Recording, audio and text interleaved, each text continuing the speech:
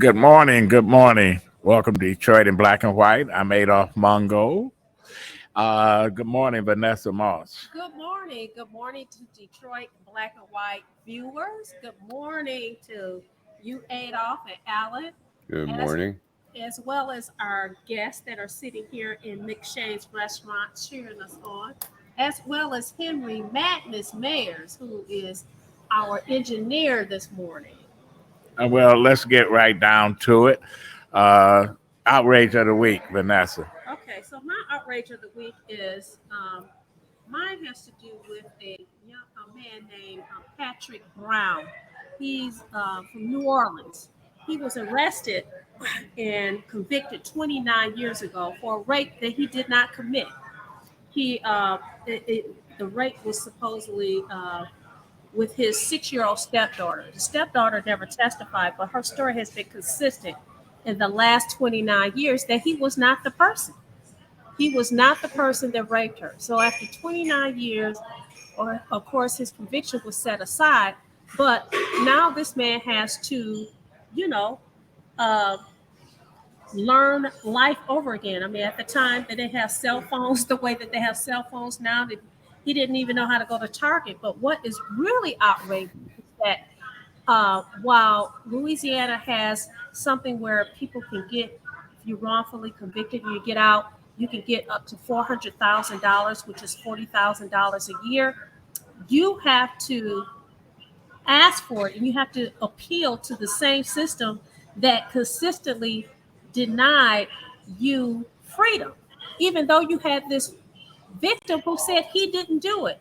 And you have an attorney general who's running for a governor for the state of Louisiana who can just say, you know what, he's proven his innocence.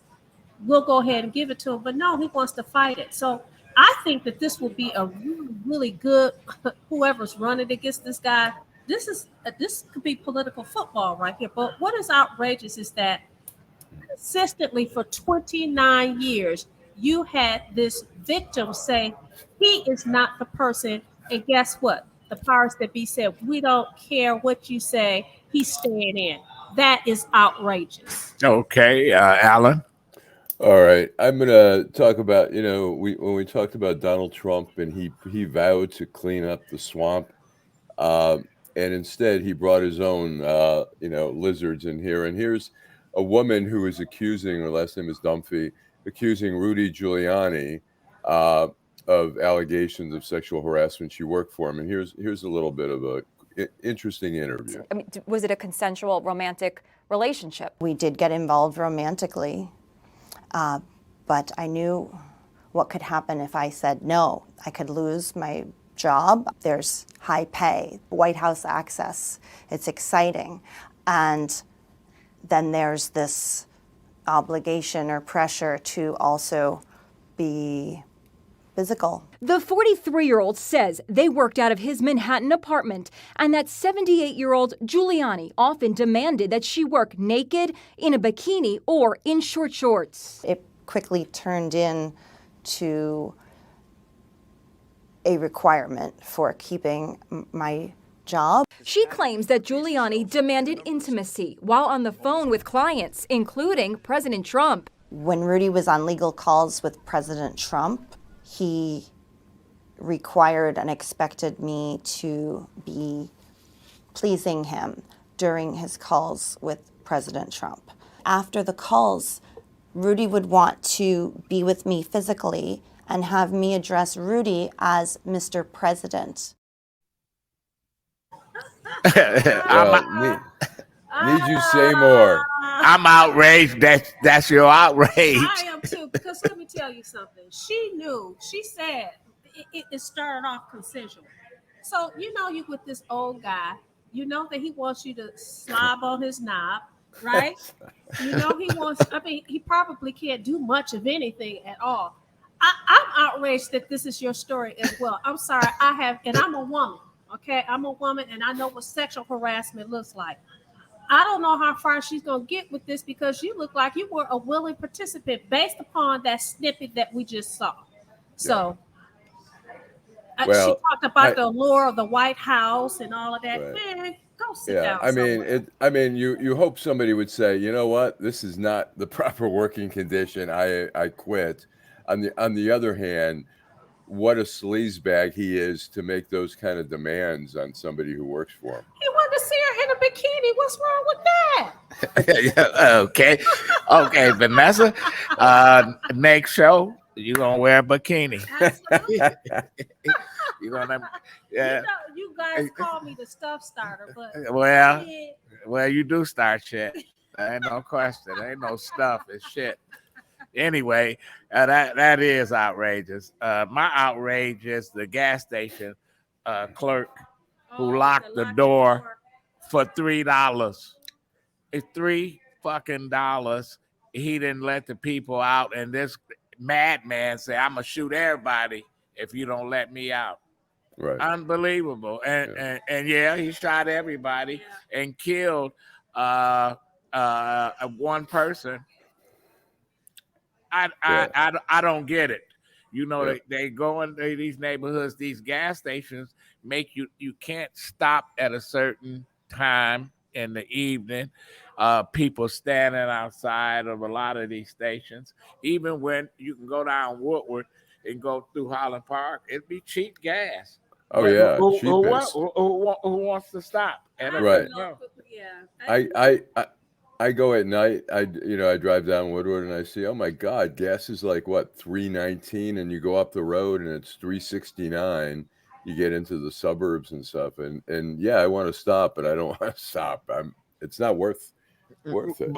But they knocking you in the head in the suburbs right there on 8 Mile Road and Warren and Hazel Park. They got their issues, but the issues are when people got to use these gas stations as supermarkets. You know, they got to go get groceries, and you got people out there panhandling, asking for money. Can I put gas in your car? I mean, you guys encounter that, right? I tell them, man, get out my face. You know. Yeah, but you know what? You used to can say that, but some of these people, are crazy. I agree. But what was crazier was the fact that this guy who worked at the station thought it was wise and prudent to lock the doors for $3. Okay. Now, to me, he's horrible. He's worse than the people that's standing outside asking for money and harassing folks. And that gets a segue into our next, our first guest, Frank Miles Jr. When we're talking about gun violence, for the record, Frank and I and our engineer Henry went to Oak Park together. How you doing, Frank? Hey, how y'all doing? Hey, Frank. Doing fine, man. Long time, Allan. Yeah. Hey, Frankie. How are you? Yeah. So, Frank, what do you think of? Whoops.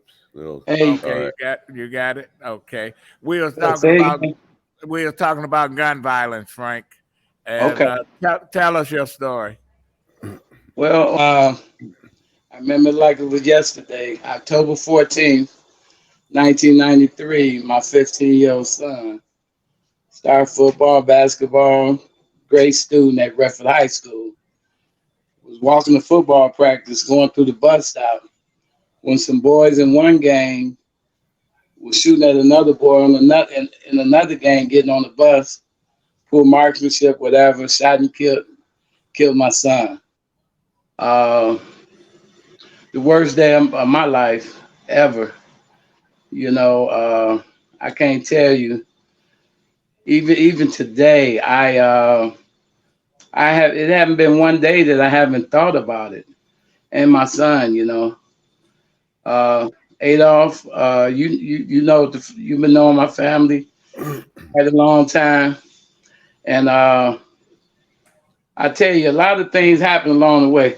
If I could tell one quick thing, I was 15 years old at one point, and Oak Park High School had just won the first state championship ever with 5 guys, Adolph Mongo, and I won't name the other guys, but 5 guys won the state championship. We went off and we're celebrating. I think we bought chicken and everything. Then we went to Considine Rec Center, and we went there and we played basketball. We didn't know we wasn't supposed to win. We won the game. A bunch of us, about five of us, and when we was leaving out of there, a mob was downstairs waiting on us to come out to beat our butt or do whatever. We got out and we said, "Hey man, no, we don't want to fight y'all."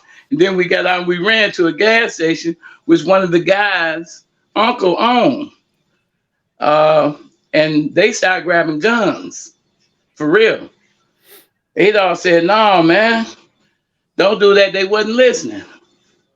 Me being a young guy and Adolph, he my guy. Adolph grabbed me. He said, "Frank, whatever they do, you ain't doing." And he grabbed me. And the reason I'm saying that is because I could have been in a situation a lot of young guys get in, but everybody got leadership qualities, I believe. And Adolph was that leader that sat there and said, "No, don't do it." And then before anything happened, the guy said, "No, we ain't gonna do that. We're gonna go somewhere else." So I thank you, Adolph, for that. It's a nice My story. man. Yeah, It's a that nice is a story. nice I really do. I didn't know he Yeah. was an athlete. So Yeah. so What? so Frank, What? Frank, you're involved in tell us what you're involved in since the shooting and what you're trying to do out there.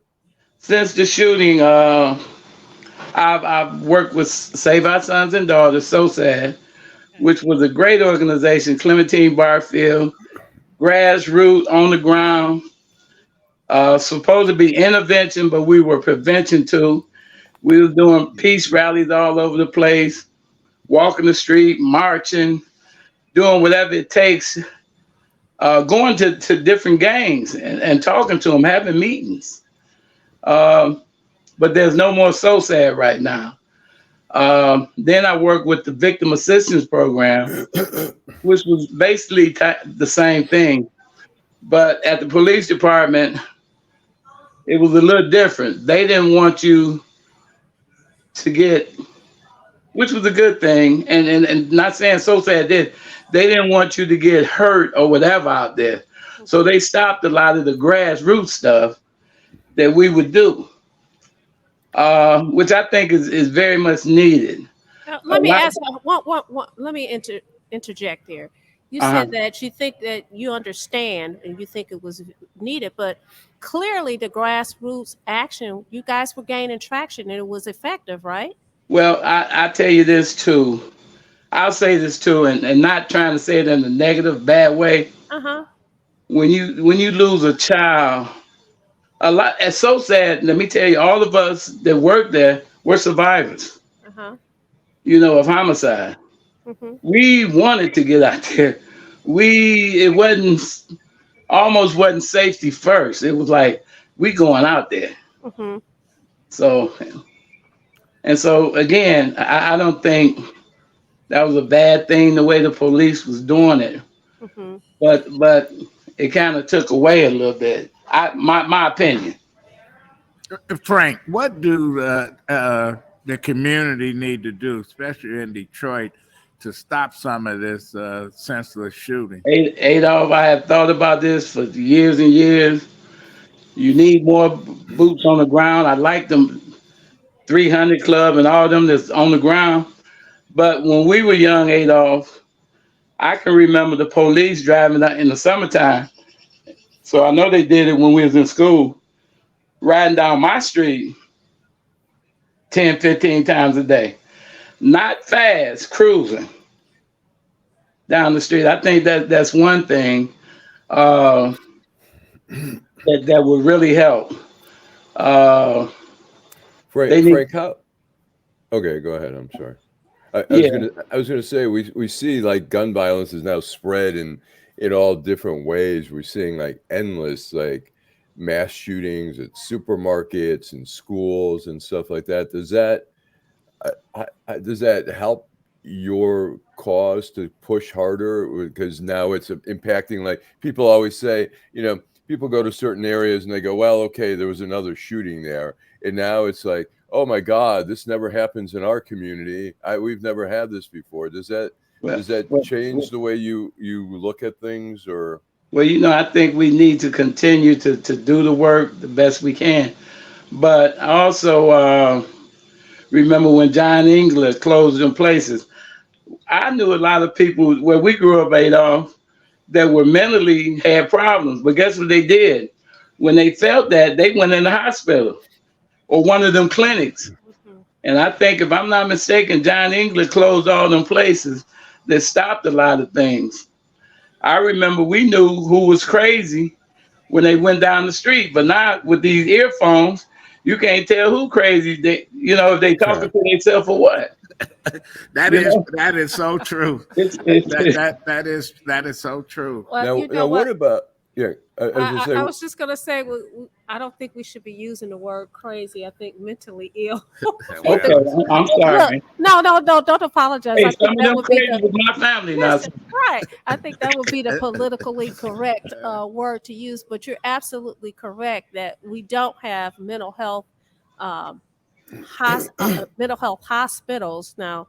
People go into the hospitals and they have maybe like a 14-day stay, so the hospitals it's just a just put them out. revolving door. It's a revolving door, Yeah. and they expect for people to go and get treatment, outpatient treatment, which means that people, as a result of what the former governor did, it allowed for people that he knows, his friends, cronies, etc. They're making a whole lot of money because now you have Yeah. this mental health issue being addressed, outpatient, right? And Yeah. you expect for them to go, listen, if they're not taking it beforehand, what makes you think after a few days in the hospital they're going to become compliant? I see it all the time. Like I said, it's a revolving door, and that's really unfortunate. Yeah, Yeah. I got one question, Frank.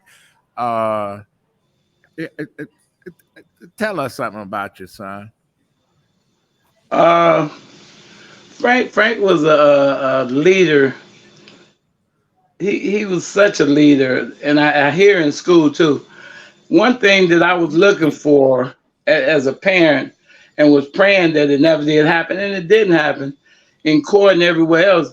I was actually waiting on somebody to say Frank was in a gang, Frank was a bad kid. No, nothing, never.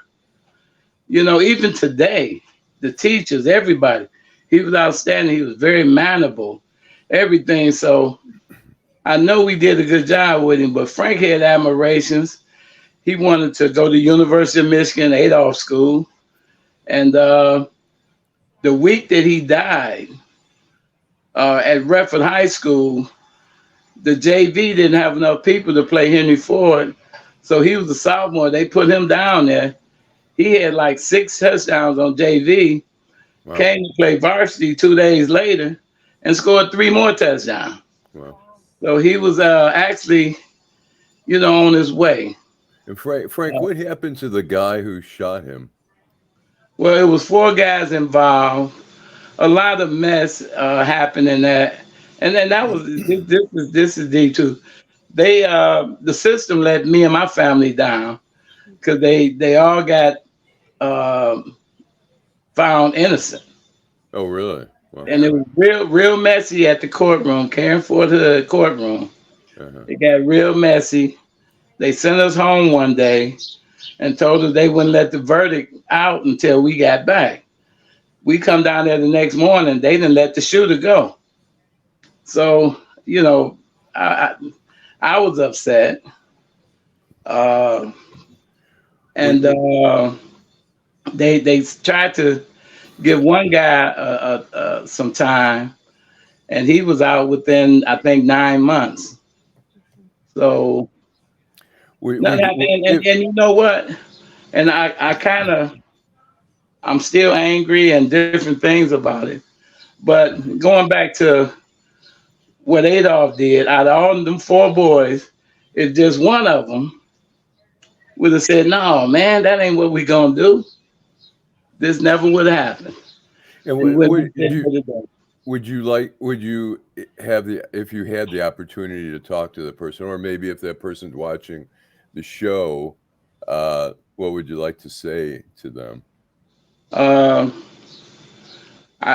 definitely I had to forgive them, to be perfectly honest, and not necessarily for them, but for me. It would eat me up every day, every minute. Now it might eat me up every day, but every minute. Frank was my namesake, man. My dad's name was Frank. That was Frank the Third. My line is broke. No, there won't be a Frank the Fourth. So, but if y'all set him up on the show, I would come in and talk. If whatever Adolph set up, I would talk to him about. Let's see what's going on. But I forgive him, and I had to, because I tell you, when that happened, Adolph know we ain't from no little place. There's a lot of loyalty and different things. So I can't tell you how many people, from relatives to people I grew up with, say, Frank, look, I done found out, man. The uncle on Strawberry Fields, he the one gave him the gun. Everything. Come back, tell me everything. Where the families live, everything else.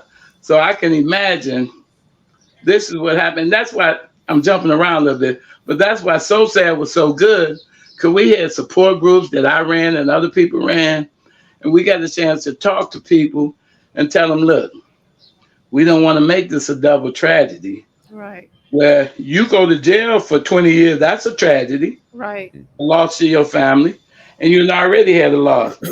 So I can't tell you how many people I personally, and Clementine and whoever else, have talked down from doing something crazy.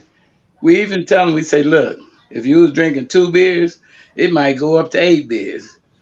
Now that your son is lost, and they kind of pull back, and we run them strong support groups. So, Well, Frank, when we talk about some solutions, are we talking about mental health? Are we talking about better mentoring for some of the troubled kids?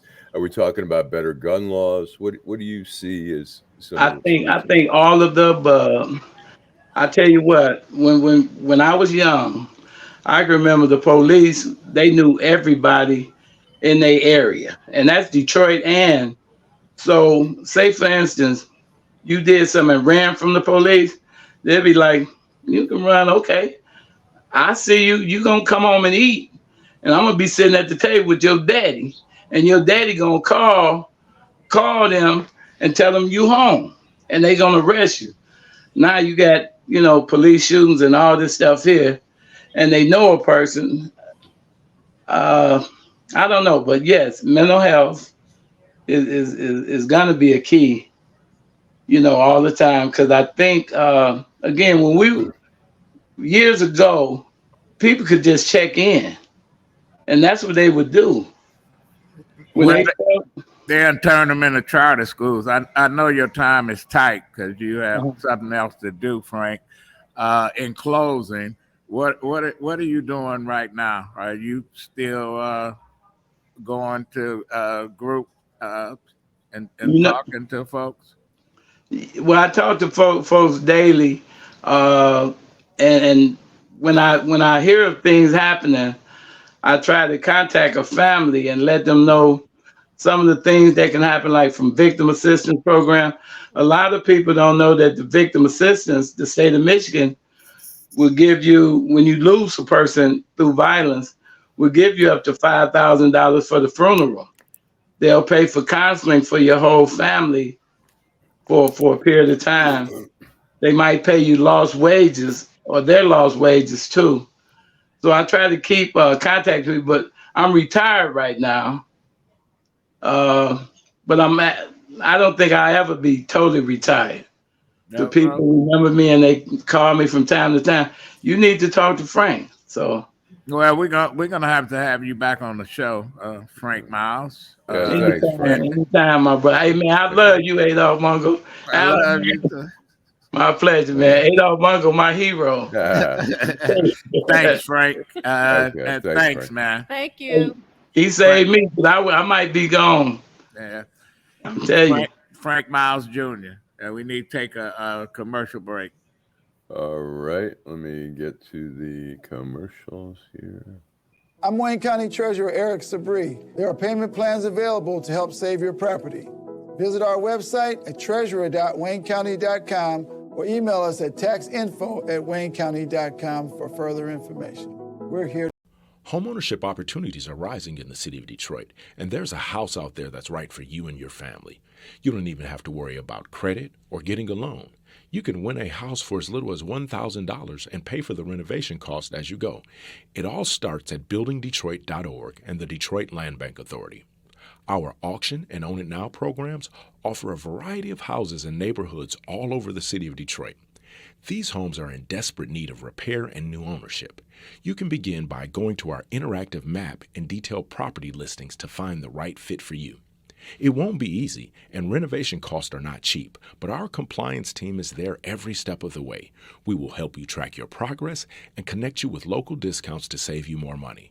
We have already sold more than 15,000 homes in the city of Detroit, and our inventory is shrinking fast, so you don't want to miss out on this wonderful opportunity.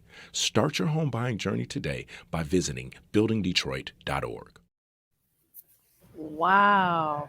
Well, welcome back. That was great. That was really very touching and very. It was very moving. informative. Yeah.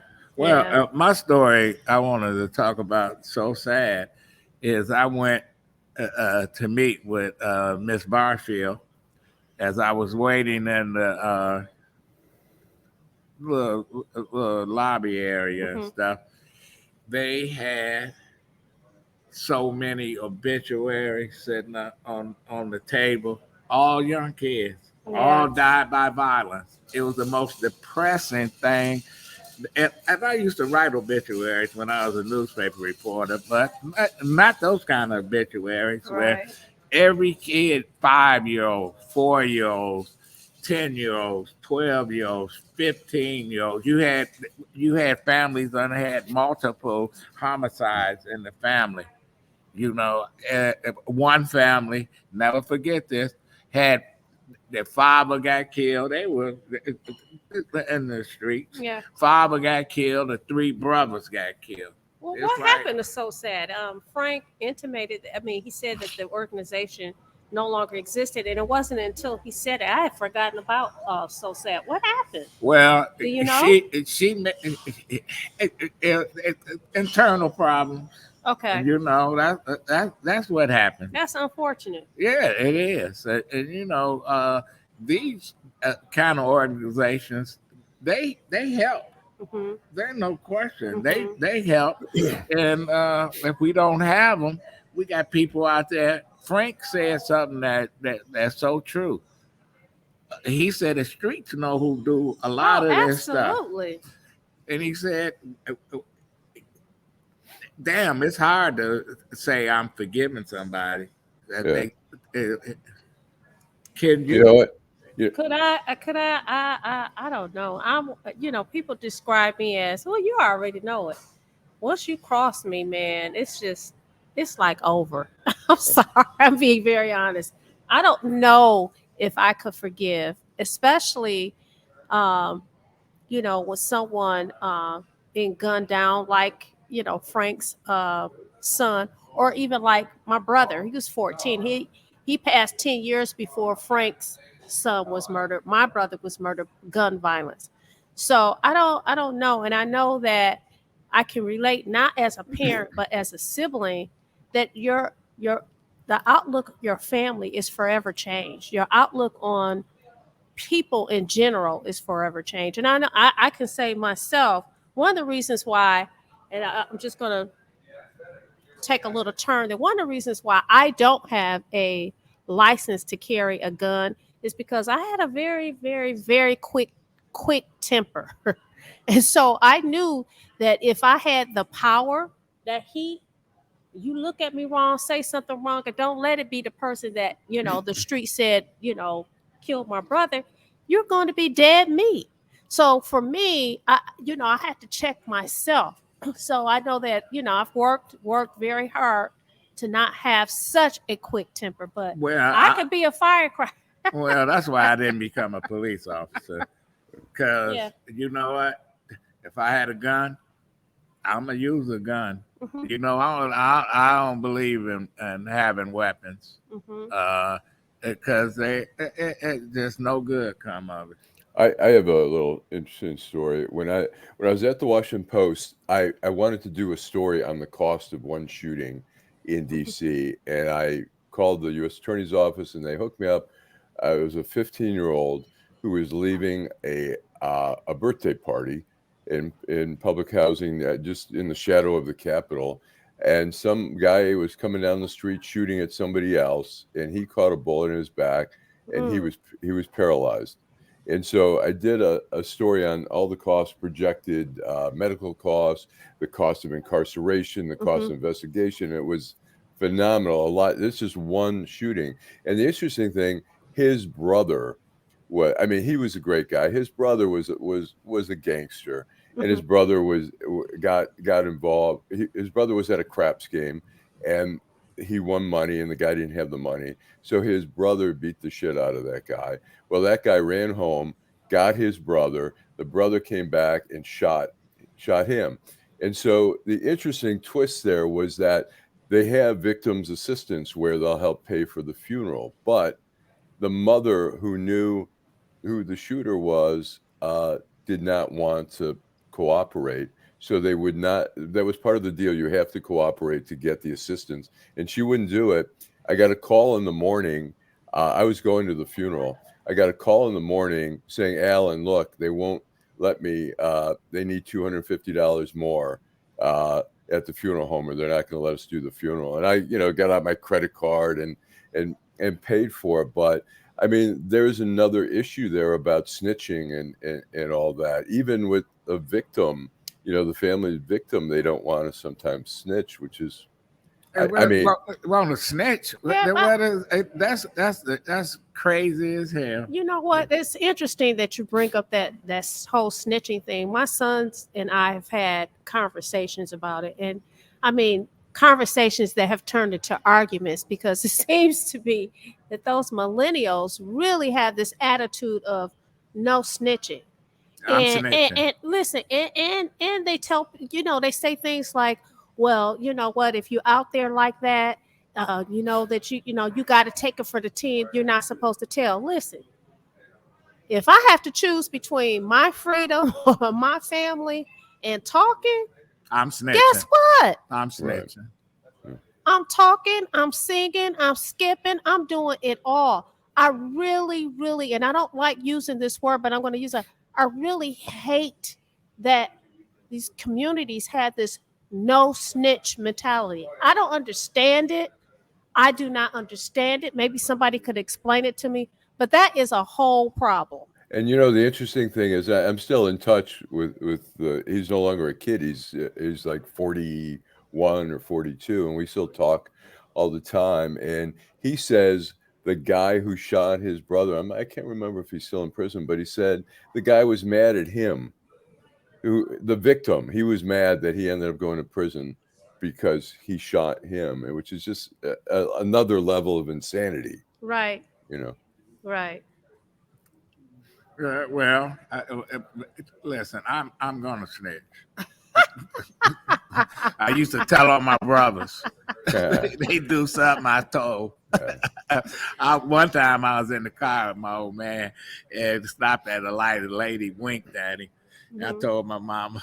He said, "I'm not." He said, "I'm not." I have a similar story. He said, "I'm not taking you nowhere No, with me." I had a similar. I have a similar story. I That's would so tell funny. too when I would tell when you told because you knew it was wrong. There was something not right about that. Right. I did this.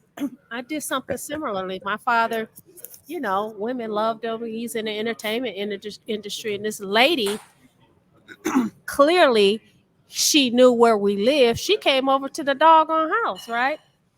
My mom was at work. I called and said, I gave her the name. I told her the make and model of the car.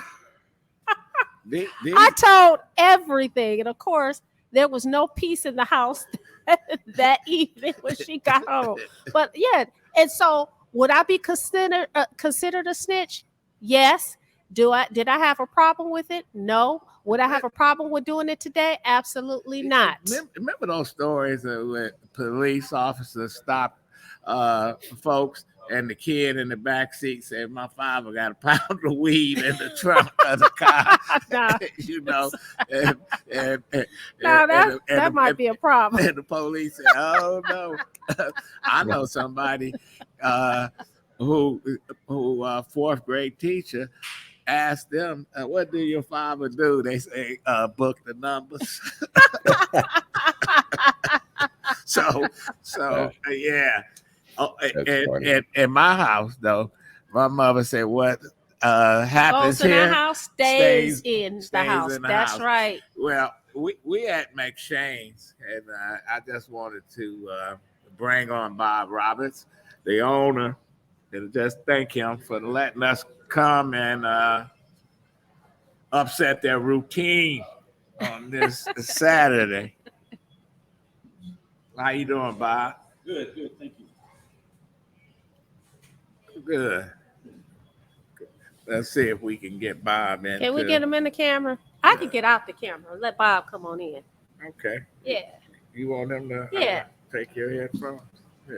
He don't need no earphones. He could just. You know what, let me see if I can play around with this a second. Whoops, that's the wrong one. Okay. Whoops.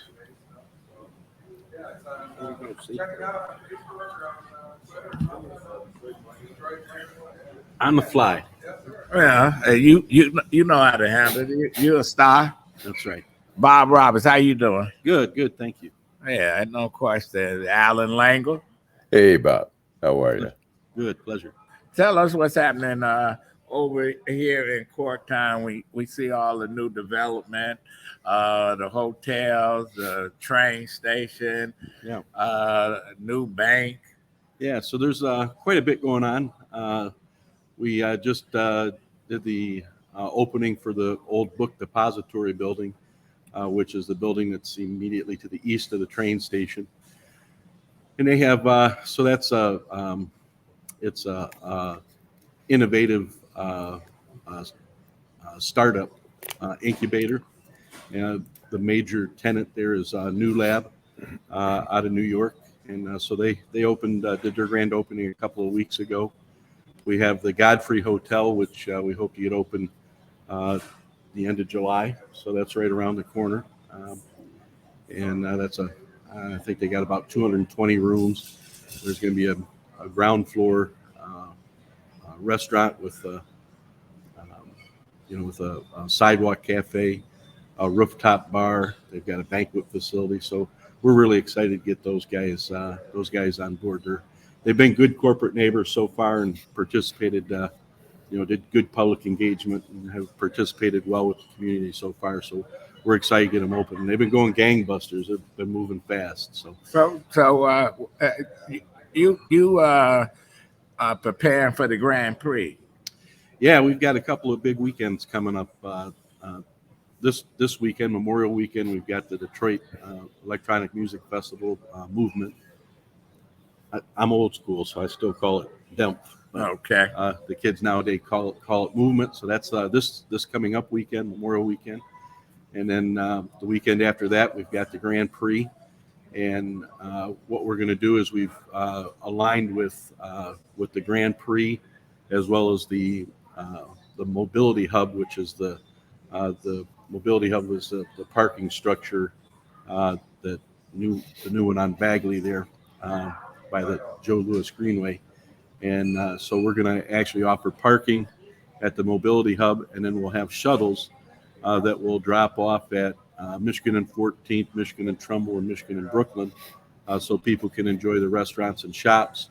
And then it'll also take you down and drop you off at the Grand Prix at Fort Street in Washington. So you only be about a 2-block walk to where all the free viewing grandstands are at. What about Juneteenth celebration? Yeah, so we've this is actually probably the first year that Corktown's become a little bit active with Juneteenth Detroit. We have a couple of different activations. Brooklyn Street Local has a pop-up dinner that they're doing. with a couple local chefs. We also have another activation at the park, and then there's going to be a Phantasma market and also Batch Brewing Company. So Detroit Hispanic Development Corporation, Batch Brewing Company, and a number of other people are getting together, and they're going to have Batch has a new outdoor amphitheater, so they're going to have music and whatnot in celebration all day, both at Batch and also in the park across the street. Okay. And so you can go to JuneteenthDetroit.com and get all that information. Okay. And tell us about McShane's. It opens when and closes. Yeah. And the menu. Yeah, so we're open 7 days a week, kind of regular bar hours. So we open at 11 and close at last calls at 2 a.m. On Sunday, we do open an hour, or Saturday and Sunday, we open an hour early for brunch. So we have brunch from 10 until 2 Saturday and Sunday. So yeah, we're here to serve you 7 days a week. We do, dine in, carry out, delivery, so whatever it is that you need. And you also serve as president of what? Yeah, I'm president for the Corktown Business Association. Okay. Well, thanks, Bob. Thanks, Bob. And we thank you for letting us come into your establishment and absolutely happy to have you. A lot of smack and stuff, Well, you come in more than most to talk. Well, I live in the area, that's like, I've never known you to talk any other way. Thanks, Bob Roberts, owner of McShane's. Thank you very much. We'll go to a commercial break, Allan. All righty. I'm Wayne County Treasurer Eric Sabri. There are payment plans available to help save your property. Visit our website at treasurer.waynecounty.com or email us at taxinfo@waynecounty.com for further information. We're here to help. Nearly 30,000 vacant lots all over the city of Detroit are for sale right now. That's right, nearly 30,000 vacant lots are available now, starting at just $100. The lot next to your house or the lot down the street. Make it yours today in just a few simple clicks. Find out if it is available by visiting buildingdetroit.org. At the Detroit Land Bank Authority, side lots are just $100 and neighborhood lots sell for $250. You can apply and pay online today by visiting buildingdetroit.org. And if you don't see the lot you're looking for, call our offices. Our phone number is 313-974-6869. Again, that is 313-974-6869. We have already sold more than 21,000 vacant lots to Detroit homeowners. Make today your turn by visiting buildingdetroit.org. All right.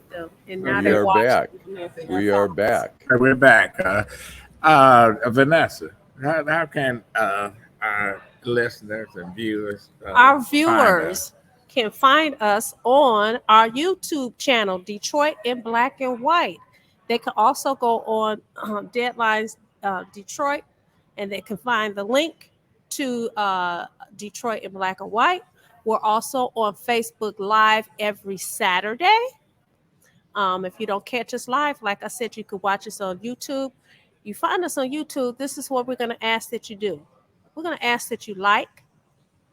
We're going to ask that you share. And we're going to ask that you subscribe. Like, share, and subscribe. Or follow. So- and it's free. It's all free. Absolutely. It is absolutely all free. So we're going to ask that you do that. And I just want to say one thing. Karma is a motherfucker. 910 has been sold. Kevin Adele, he had to pay his taxes. Oh, they sold it? Yeah, he sold it to a real media company. Are you kidding me? Yeah. Oh, Now, wow. When does did that mean happen? does that mean 9:10 a.m. also, or just Listen, they're just a TV CBS station? stock. CBS stock is down, right? Mhm. CBS radio. Uh-huh. What do you think 910 is worth? Nothing. Yeah. It's zero. Oh, wow. Zero. Now, did Adolph? Did he? I saw that they sold WADL, but I wasn't clear if it was just this TV station was sold or the radio. Well, if he station. sold WADL, they're gonna have to leave the radio. Where are they going? Yeah. I Oh, don't they'll know. probably be doing The what we're island, doing. the island of misfit Toys. toys. But Well, he's wait a also minute. he's He got said, wait a minute, Alan. He said the island of misfit toys. That means that we were on the island with the other Right. misfits. yes. And- We were one Go of the ahead, Al. we were one of the few people that did not have a felony. Right. Oh, Yeah, dang. right. Right. But Oh anyway, my goodness. you Yeah, wanted I to. want to correct something. Yeah, The go other ahead. week, of the three, I was the lone person who took up for Highland Park, the city of Highland Park. One of the things that Adolph talked about, he said that he had a problem with the congressman of the 13th district, because the 14th district no longer exists, which is Sri Thanadar. That He's from he didn't Mars, believe right? he believed that he had not done anything. Now I'm not a fan of Sri Thanadar. I do think that we could have and should have better representation, but I also believe in telling the truth. Sri Thanadar is involved with Highland Park. As a matter of fact, he has met with the mayor of Highland Park. Now, what their conversations was about, I don't know, but he has met with her, talked about the water issue. I also read an article where the governor of the state of Michigan said, listen, Highland Park and the Great Lakes Water Authority, they need to work this thing out. I don't want to get involved because there's this bankruptcy, this conversation about bankruptcy. I personally think that if they need to file bankruptcy, that's something that they should do.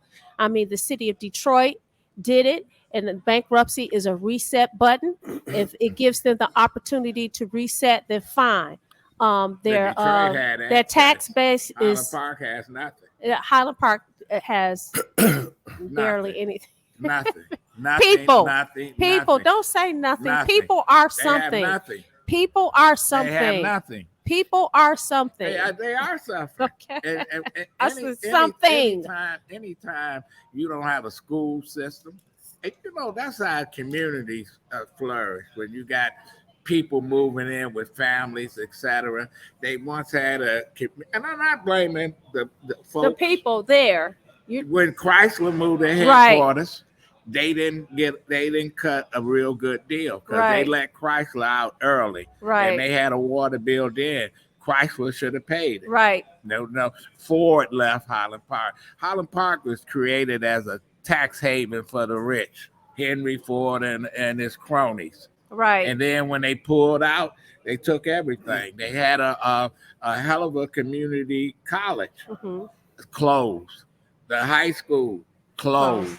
Closed Elementary and torn school down. closed. Yeah. Unbelievable. You see the city hall right next to an abandoned building. Yeah. Remind me of Gary, Indiana. Yeah. Highland Park got a lot of issues. Yeah. And people say, oh, you ain't from Highland Park. And you ain't from Ecorse. You ain't from River Rouge. You ain't from Royal Oak Township. They rather cut their nose off despite their face. And so we got issues. We got real issues. What is Whitmer going to do? She got Benton Harbor facing the same issues. All the businesses moved across the river to St. Joe. St. Joe. You got right. Flint, where the attorneys got all the money. Right. They got and all you the still money have the for issues. people, and they're not even getting paid yet. Right. Right. You got Pontiac, the largest city and the county seat in one of the richest counties in America, the United States. Right. And look at them. It's just, and these are strong Democratic strongholds that even when you had Blanchard and all these folks, they didn't do anything. We know the Republicans wasn't going to do anything. They just take. When you said bankrupt Highland Park, what do they have to give? Detroit had water. Detroit had Cobo. Detroit had the zoo, DIA, Historical Museum. They had access. Bill Isle, they gave it all up, and we still got the same problems on Bill Isle. Half the bathrooms are down. What, on Belle Isle? Yeah, that's Oh, I a haven't state been on park. Belle Isle. Belle Isle. Yes, I have But not been, anyway, because the people so from the hood, they said Belle so Isle, but Belle so Isle. Shree, he sat and met with the mayor. Mhm. Whoopie do. What is he gonna do? Well, you know, the point that I'm making That is he's doing something. he has done something. How much, how effective? That's a whole different story. That's like an How inept much attorney this- shows up at that's court not- and whatever. says, "I'm there." Okay. But listen, isn't that the same thing that, I mean, you want to talk about him, but you've had predecessors. You had somebody that was in my district, you know, that, what Brennan did they Lawrence. do? I don't know what that person's name is, but I do. I mean, so what I'm saying is, you know, listen, I don't have to be a fan of yours, but what I do have to do is, I think I need to be fair. I don't think that it's fair to say that somebody is not doing anything when it in fact, it looks like he's doing just like what the rest of these people have done. that means he's doing nothing. And guess what? The voters are okay with that because they put Yeah, him in they are, office. 'cause they put him in office. So who am I? Allan, Who are you? Allan, is Highland Park, is it on his last legs? You know, I think not, only because I think the state whatever won't let it totally fail. But when I drive through Highland Park, which is pretty often, probably at least 4 or 5 times, a week, I feel like I'm driving through the city that's been forgotten. We see Detroit, where, I mean, there's still neighborhoods in Detroit that look forgotten, that have been left behind. But Highland Park is one big neighborhood that's been sort of left behind. There's a little bit of development. I mean, thankfully for the strip malls, which give it some type of vibrancy, but it's still it's a very tired feeling city where it doesn't feel like there's a lot being infused to it, and it's just trying to it's limping on one leg there.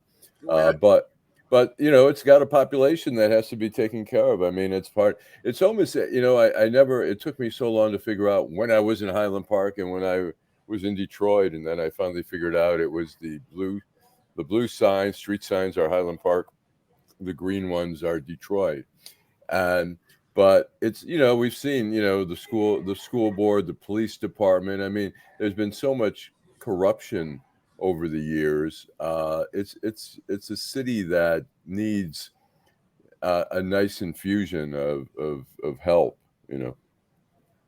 Well, they need a whole lot of help, and it looks like they're not getting it. It's like the library that sits there. It was a beautiful building, and someone came into Highland Park and they was inquiring about the building, to rehab it, to do some stuff.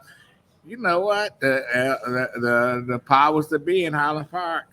Oh, we got plans for that building. We're not selling it to anybody. Guess what? That's been 15 years ago, and it still sits empty. The old community college, they gave it away to someone who failed to do anything with it, and you just have to go back on that street where old abandoned hospital, community college, high school, all sitting there. This mayor, I met Glenda McDonald, a nice person. You know what? I don't think she knew what she was getting herself into. And they squabbling over marijuana. They squabbling over this. They calling each other names on the city council. Didn't they just have a meeting not too long Yeah, ago they to talk walked about out, it, yeah. and the council members walked? Yeah, they walked walking out the meeting. Yeah, and they should be trying to solve the issue. Now, Right. You can't get blood out of a turnip when they're talking Absolutely. about pay what, $30 million. I don't know how much it is. It's a lot of money. Not gonna happen. So Highland Park is Highland Park. It joins the ranks of Muskegon Heights, Flint, Pontiac, Saginaw. These places, these places, hit hard time. Benton Harbor, Listen, and look at Albion. Albion doesn't have a school system. They send their kids 20 miles away and to Marshall, who getting the money now. Right. Yeah. So anyway, that's my rant on Harlem. I just want to make it clear, clarify things, because I don't want people to say, "Oh, they said this and it's not true." So I want to make sure that anytime we say something and we need to straighten it out, that's what we're gonna do. Okay, because people do look for us for information, and some of them, if Adolph said that's it, well, I say that that's necessarily that's not necessarily true. But we're done already. Yeah. Oh my God, the time has gone by so quickly. I guess. Yeah, go ahead. I guess my final thoughts is, you know what? Next week, I will not be here. We'll have another co-host, but for the next week, be safe, enjoy yourself, and I'll see you week after next. Allan Lengel. We can't hear you, Allan. See, Allan's trying to get to that reunion. Oh, what reunion is that? I guess it's old roommates. Can you hear us, Allan? Your mic is muted. But anyway, my final thought is join us next week. We'll be back. We'll have you'll be partying next week. Happy birthday. Oh, thank you. This is Detroit in Black and White, and we'll be back at 10 a.m. on Saturday. All right. Right here at McShane's. McShane's. Oh, and come and join us. That's the final thought. Come and join us. I've invited some people to come down, and I'm going to continue to invite people to come down. Come down, join us. If you want to do a shout out or have something to say, or even do your outrage live, you can come and do that. Right. You can come and do that. And if you want to buy me breakfast, you can do that too. Good night. Bye. Good night. Good.